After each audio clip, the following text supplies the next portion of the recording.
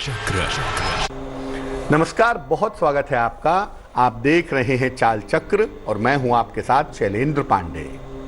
आज गोस्वामी तुलसीदास जी महाराज की जयंती है और तुलसीदास जी की जयंती पर सबसे ज्यादा जो अहम हो जाता है वो हो जाता है रामचरितमानस को याद करना, रामचरितमानस का पाठ करना।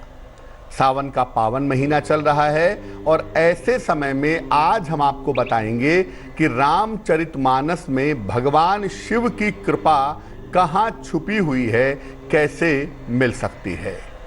चाल चक्र में आज क्या खास है, चलिए बताते हैं आपको। चाल चक्र में आज बात करेंगे तुलसीदास जी की जयंती पर विशेष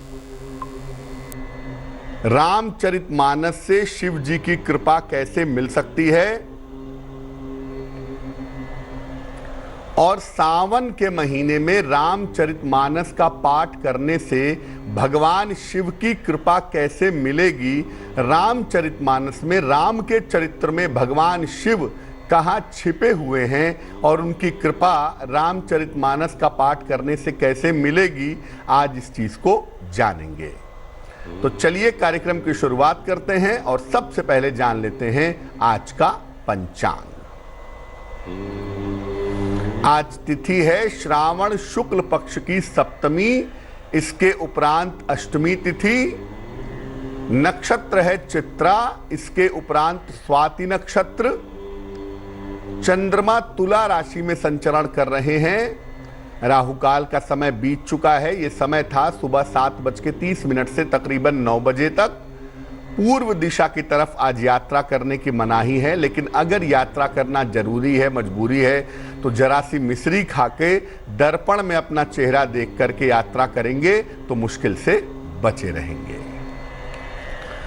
रामचरितमानस में भगवान राम का चरित्र तो है ही, भगवान राम की व्याख्या तो है ही, लेकिन इसके अलावा भगवान शिव की महिमा भी रामचरितमानस में कही गई है। और उन महिमा वाले दोहों का, श्लोकों का अगर पाठ किया जाए तो जीवन की बहुत सारी मनोकामनाएं पूरी हो सकती हैं। सबसे पहले जानते हैं पहले श्लोक के बारे में जिसमें भगवान शिव की कृपा छिपी हुई है। पहला श्लोक है वंदे बोधमयम नित्यम गुरु गुरु शंकर रूपिणम। वंदे बोध्यम गुरु शंकर रूपिणम यमाश्रितो ही वक्रोपी चंद्र सर्वत्र वंदयते। यानी मैं भगवान शिव के रूप में अपने गुरु की शरण लेता हूं, जिनके मस्तक पर टेढ़ा हो जाने के बावजूद जो चंद्रमा है उसकी सब जगह पूजा होती है। यानी भगवान शिव की शरण में जाने से आपकी गड़बड़ियां कितनी भी ज्यादा क्यों ना हो, आप पवित्र हो जाते हैं, आप महत्वपूर्ण हो जाते हैं। इस श्लोक में शिव जी को गुरु रूप में प्रणाम करके उनकी महिमा बताई गई है। देखिए, हमेशा से ये बात जाने रहिए कि शिव आज भी गुरु हैं और शिव ही दरअसल गुरु हैं। इसीलिए भगवान शिव को प्रणाम करने से डायरेक्टली इनडायरेक्टली आप अपने गुरु को प्रणाम करते हैं। कोई भी पूजा उपासना करने के पहले इस श्लोक को पढ़ लेना चाहिए ताकि पूजा का पूरा पूरा फायदा, पूरा पूरा फल मिल सके।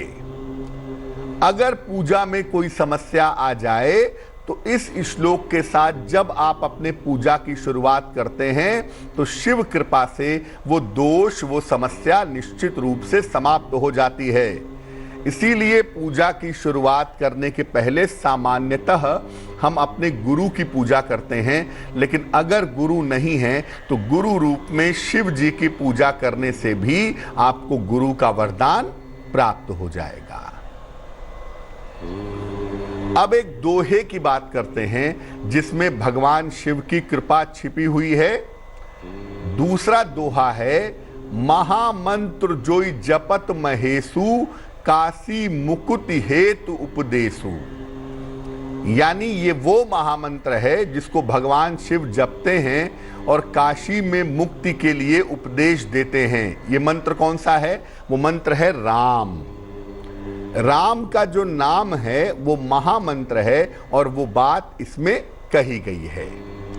जब भी आप कोई मंत्र जप करना चाहते हैं या सिद्ध करना चाहते हैं, मंत्र जप भी आप करते हैं, बहुत सारे मंत्रों का जप करते हैं और बहुत सारे मंत्र को सिद्ध भी करना चाहते हैं, तो उसके पहले ये दोहा पढ़ना चाहिए।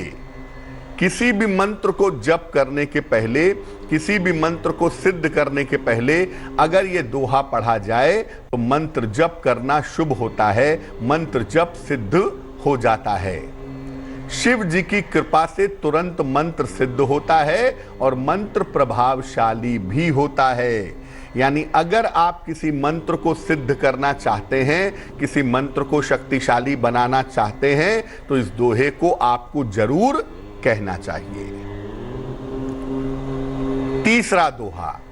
तीसरा दोहा है शंभु सहज समरथ भगवाना, एही विवाह सब विधि कल्याणा। शंभु सहज समरथ भगवाना, एहि विवाह सब विधि कल्याणा। जब संतान के दाम्पत्य जीवन में समस्या आ रही हो, आपकी बेटी हो, आपका बेटा हो, उसके वैवाहिक जीवन में दिक्कत आ रही हो, उसकी मैरिटल लाइफ में दिक्कत आ रही हो, तो ऐसी दशा में इस दोहे का प्रभाव अचूक होता है। अगर ये दोहा 108 बार रोज सवेरे पढ़ा जाए भगवान शिव और भगवान राम के सामने, तो संतान के वैवाहिक जीवन में आ रही बाधाएं निश्चित रूप से दूर हो जाती हैं। नित्य प्रातः शिव जी के सामने, भगवान राम के सामने इस दोहे का 108 बार जप करना चाहिए और फिर अपने संतान के सुखद दाम्पत्य जीवन की प्रार्थना करनी चाहिए। ऐसा करने से आपके संतान के दाम्पत्य जीवन में जो समस्या है वो समस्या दूर हो जाती है। चौथा दोहा है जो तप करे कुमारी तुम्हारी, भावी मेटि सकहि त्रिपुरारी। अगर जीवन में प्रारब्ध की वजह से, भाग्य की वजह से, ग्रहों की वजह से कुछ ना हो पा रहा हो, कोई रास्ता नहीं दिख पा रहा हो, तो ऐसी दशा में ये दोहा बड़ा फलदायी होता है। अगर आप तमाम प्रयास कर चुके हैं, आपके ग्रह आपका साथ नहीं दे रहे हैं, आपका समय आपका साथ नहीं दे रहा है और ग्रह और समय के साथ ना देने की वजह से आप मुश्किल में आ गए हैं, तो ऐसी दशा में इस दोहे को पढ़िए। ये दोहा बहुत फलदायी होगा। इस दोहे को चारों वेला कम से कम 108 बार पढ़ने से भाग्य का चक्र भी बदल सकता है। जो तप करे कुमारी तुम्हारी, भावी मेटि सकहि त्रिपुरारी। 108 बार सुबह, दोपहर, शाम, रात इसको पढ़ने से जो भाग्य का चक्र है वो निश्चित रूप से बदल जाता है। लेकिन ऐसी कामना मत करिए, ऐसी मांग मत रखिए जो पूरी ना हो या जो उचित ना हो, कुछ ऐसी कामना ना करें। पांचवा दोहा है तब शिव तीसर नयन उघारा, चितवत काम भयउ जर छारा। तब शिव तीसर नयन उघारा, चितवत काम भयउ जर छारा। यानी भगवान शिव ने तब अपना तीसरा नेत्र खोला और कामदेव उससे जल गए, कामदेव उससे भस्म हो गए। अगर मन भटकता है आपका, मन में अश्लील विचार आते हैं, मन में काम भाव आता है, मन बहुत चंचल होता है, तो ऐसी दशा में ये दोहा बड़ा लाभकारी होता है, बड़ा फायदेमंद होता है। जो लोग काम चिंतन बहुत करते हैं, जिनके मन में सेक्सुअल फीलिंग्स बहुत आती हैं, सेक्सुअल डिजायर्स बहुत आते हैं, काम भाव बहुत परेशान करता है, उनके लिए ये दोहा बड़ा प्रभावशाली होता है। और वैसे भी भगवान शिव की पूजा करने से, भगवान शिव का ध्यान करने से सामान्यतः काम भाव से मुक्ति मिलती है। लेकिन इस दोहे को भी अगर नियमित रूप से 108 बार सुबह पढ़ा जाए तो काम भाव को कंट्रोल करना आसान हो जाता है। छठवें दोहे के बारे में जानते हैं। छठवां दोहा है पाणि ग्रहण जब कीन महेशा, हिय हर से तब सकल सुरेशा। वेद मंत्र मुनिवर उच्चरही, जय जय जय शंकर सुर करही। यानी जब भगवान शिव ने विवाह किया उस समय का ये उल्लेख है। अगर आपकी शादी होने में बाधा आ रही है, विवाह योग्य उम्र आपकी बीतती चली जा रही है, तो इस दोहे का जप करना बहुत शुभ होता है, बहुत मंगलकारी होता है। सुबह के समय भगवान शिव और मां पार्वती के सामने इस दोहे का जप करने से शीघ्र और सुखद विवाह जरूर होता है। अगर मां पार्वती के सामने, भगवान शिव के सामने इस दोहे का पाठ किया जाए तो निश्चित रूप से जल्दी शादी होती है, शादी होने में आ रही बाधाएं दूर हो जाती हैं। 7वां दोहा है, विश्वनाथ मम नाथ पुरारी, त्रिभुवन महिमा विदित तुम्हारी। विश्वनाथ मम नाथ पुरारी, त्रिभुवन महिमा विदित तुम्हारी।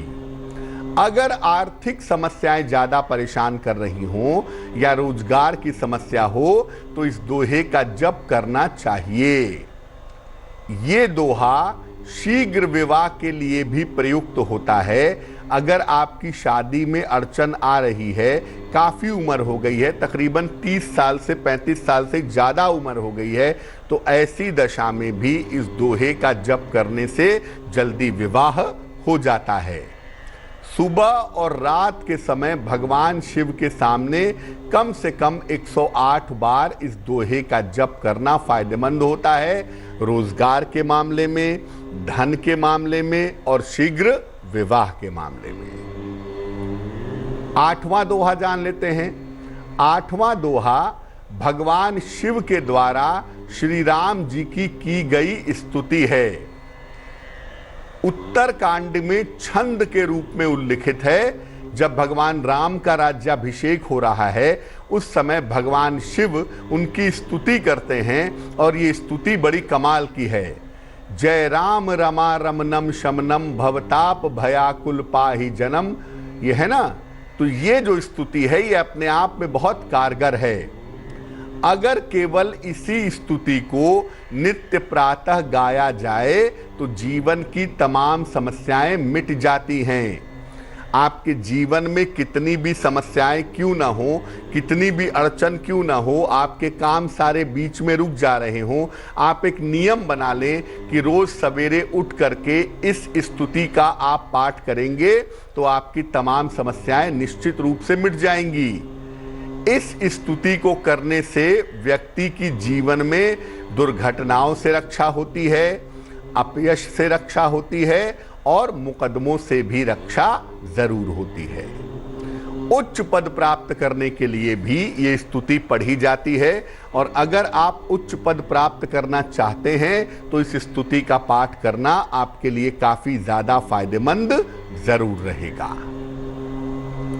तो रामचरितमानस में भगवान शिव की स्तुति भी की गई है, भगवान शिव की कृपा भी छिपी हुई है और अगर आप रामचरितमानस में भगवान शिव की कृपा खोज करके सावन में उसका प्रयोग कर सकें तो आपके लिए बहुत शुभ होगा।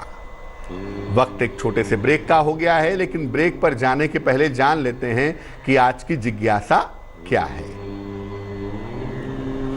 आज की जिज्ञासा है कि क्या सुंदर कांड का पाठ एक बार में ही करना चाहिए, रुक रुक के अलग अलग पार्ट में टुकड़ों टुकड़ों में नहीं करना चाहिए?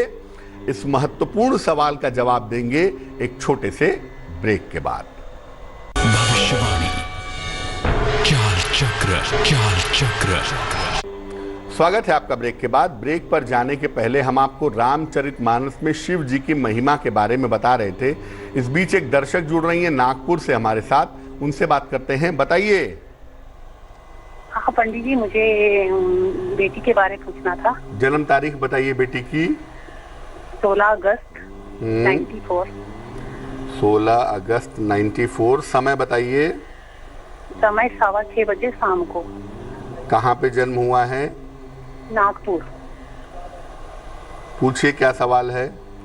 पंडित जी, उसका शादी कब होगा और उसका करियर आगे कैसा रहेगा, शादी कहाँ होगा, मतलब यहाँ नागपुर में ही होगा कि कहीं बाहर होगा, ये पूछना था। और उसका करियर में बहुत परेशानी आ रही है, उसके बारे में पूछना था। आपकी बेटी की कुंडली बनती है मकर लग्न की और आपकी बेटी की राशि बनती है वृश्चिक।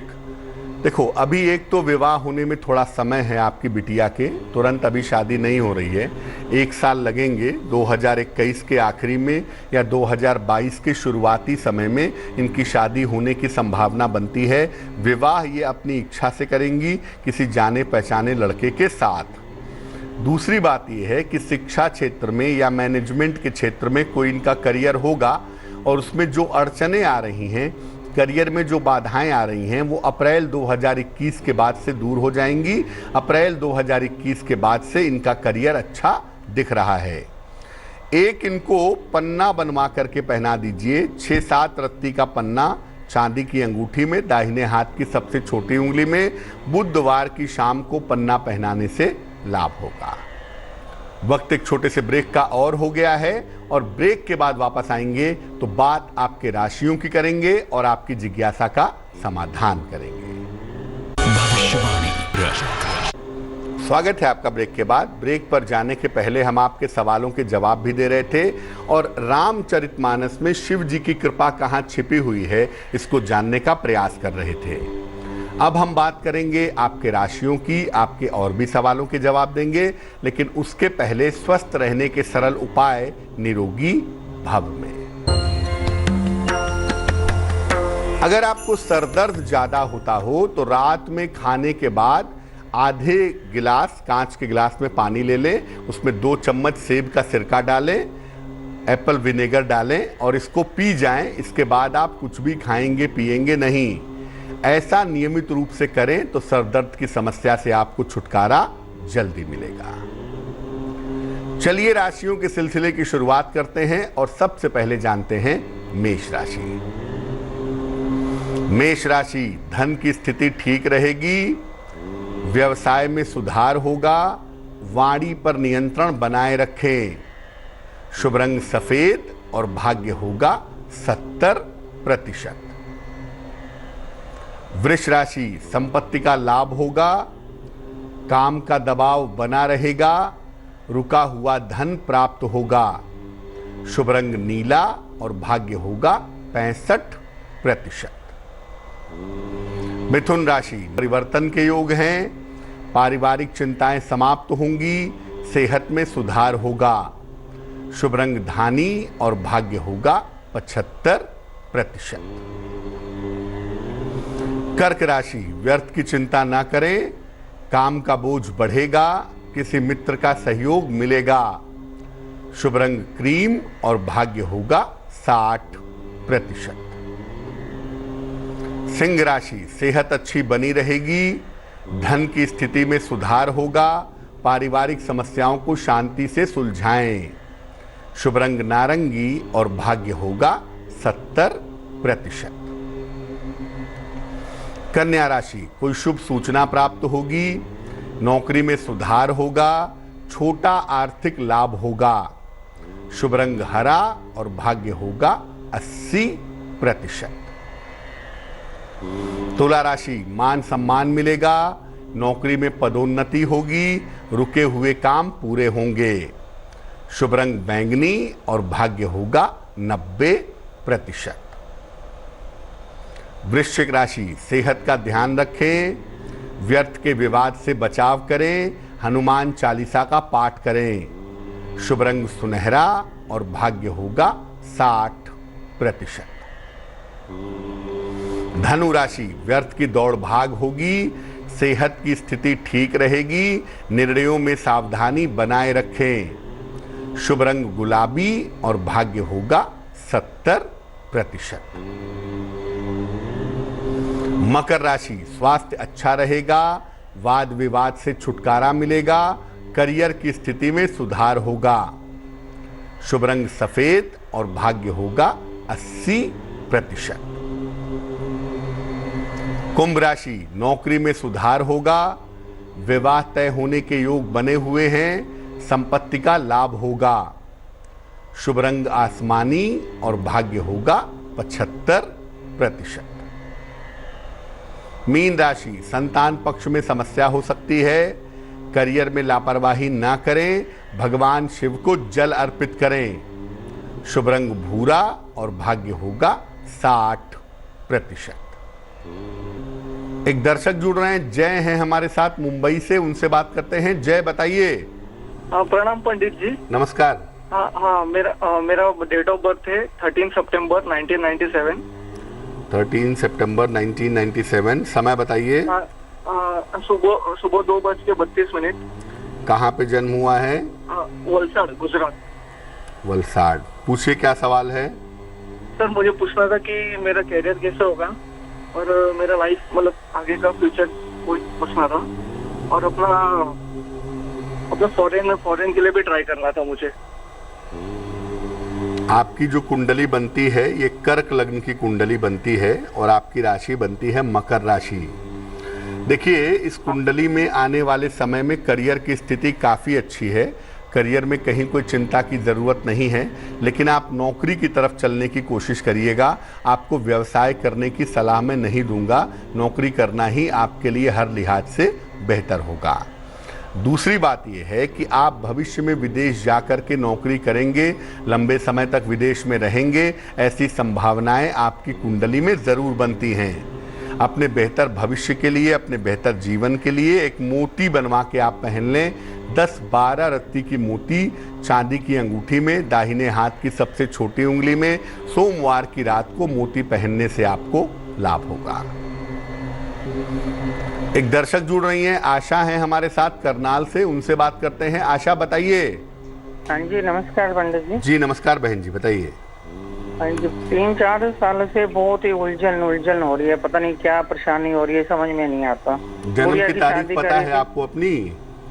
नहीं, अपनी तो नहीं पता है। प्रॉपर्टी भी बेचनी है, वो भी नहीं बिक रही। बच्चों की दोनों की शादियां करी है, दोनों का ऐसे ही हो गया है। पता नहीं क्या उलझन है, समझ में नहीं आ रही। 1 से 9 के बीच में कोई संख्या बोलिए। हाँ जी, 1 से 9 से 9। देखिए, जो इस समय की प्रश्न कुंडली आपकी बनती है, इस समय की प्रश्न कुंडली के हिसाब से मैं आपको बता दूं कि आपके जीवन में जो मुश्किलें हैं वो शुद्ध रूप से शनि की वजह से हैं। और शनि चूँकि पिछले 2-2.5-3 साल से आपके लिए बहुत अच्छा नहीं रहा है, इसलिए ये मुश्किलें आपको बढ़ती हुई दिखाई दे रही हैं। जहाँ तक इन मुश्किलों के समाप्त होने का सवाल है, इस साल के अक्टूबर के बाद से आपकी मुश्किलें हल होनी शुरू हो जाएंगी। आप फिलहाल इतना करिए कि रोज शाम को सूर्यास्त के बाद 108 बार शनि मंत्र पढ़िए। ओम शं शनैश्चराय नमः। रोज शाम को 108 बार इस मंत्र को पढ़ने से निश्चित रूप से आपको लाभ होगा। और हर शनिवार की शाम को पीपल के नीचे सरसों के तेल का दीपक जलाइए ताकि आपकी मुश्किलें हल हो जाएं। चलिए अब बात कर लेते हैं उनकी जिनका है आज जन्मदिन। जिन लोगों का जन्मदिन है उन्हें हम सबकी तरफ से जन्मदिन की हार्दिक शुभकामनाएं। आने वाले वर्ष में करियर में थोड़ी सी दिक्कतें आपके लिए दिख रही हैं, साथ ही साथ आपके स्वास्थ्य में भी थोड़ा उतार चढ़ाव दिखाई दे रहा है। मार्च के महीने से आपकी स्थितियों में सुधार होना शुरू हो जाएगा और राहत की बात यह है कि इस साल धन की स्थिति कुल मिलाजुलाकर आपके लिए ठीक रहेगी। क्या करना चाहिए? पूरे साल भर हनुमान जी की उपासना करें तो बहुत अच्छा रहेगा। चलिए अब जान लेते हैं आज की जिज्ञासा और उसका समाधान। आज की जिज्ञासा है कि क्या सुंदरकांड का पाठ एक बार में ही करना चाहिए, रुक रुक कर नहीं पढ़ना चाहिए? देखिए, सुंदरकांड का पाठ अगर एक साथ एक बार में ही करें तो सबसे अच्छा होगा। एक बार में कर सकते हैं और चाहें तो रुक रुक कर भी कर सकते हैं। वैसे अगर आप एक अध्याय पढ़ते हैं, थोड़ा एक चैप्टर पढ़ते हैं, दूसरा चैप्टर पढ़ते हैं, रुक रुक करके पढ़ते हैं, थोड़ा थोड़ा पढ़ते हैं, तो कोशिश करिए कि रोज पढ़िए और रोज एक समय पर पढ़िए। इसमें किसी तरह का गैप नहीं होना चाहिए। यानी आपने मंगलवार से शुरू किया तो रोज पढ़िए, बुध बृहस्पति शुक्र शनि रवि, जब तक वो खत्म ना हो जाए बीच में उसमें गैप मत करिएगा। चलिए अब जान लेते हैं आज का शुभ पहर क्या है। आज का शुभ पहर है रात को 10:30 से 12 बजे तक। इस समय में भगवान शिव की कपूर से आरती करें, इससे आपके तमाम रुके हुए काम पूरे होंगे, लेकिन करेंगे शुभ पहर में ही, और वो समय होगा रात को 10:30 से तकरीबन 12 बजे के बीच में। तो आज के लिए चाल चक्र में बस इतना ही। स्वस्थ रहिए, प्रसन्न रहिए, अपना बहुत ख्याल रखिए। मुझे दीजिए इजाजत और आगे जरूर देखिए रिश्तों की कहानी संजय सिन्हा के साथ। नमस्कार। लेटेस्ट खबरों के लिए यूं ही देखते रहिए तेज, और इस वीडियो के पसंद आने पर लाइक, शेयर एंड सब्सक्राइब करना ना भूलें।